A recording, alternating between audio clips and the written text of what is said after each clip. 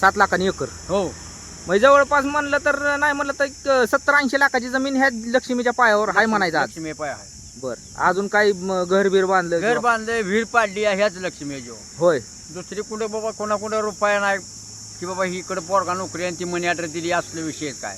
फक्त या लक्ष्मीच्या पायावर. लक्ष्मी पाय. बाकी दुसरा काही व्यवसाय नाही, धंदा नाही, नोकरी नाही, दुसरा धंदा काही नाही आणि कुणी सर्व्हिसला बी नाही. कुणी सर्व्हिस लागली.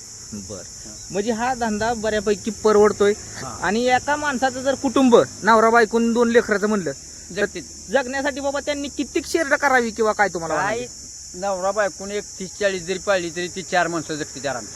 30-40 पाडली तरी? लाख 1.5 लाख खिशात ठेवून जगून निघते ती. बर 30-40 शेरड म्हणजे एका माणसाचं कुटुंब सहज चालू शकतं. सहज चालते. म्हणजे कुठली अडचण नाही त्याला, काय कुठली अडचण नाही. त्यानं विकत घेऊन खाल्लं तरी त्याला परवडत. इकत घेऊन खाल्लं तरी परवडत. 12 महिने म्हणजे 12 महिने विकत घेऊन त्यानं शेतीत जायचंच नाही हा तरी परवडत.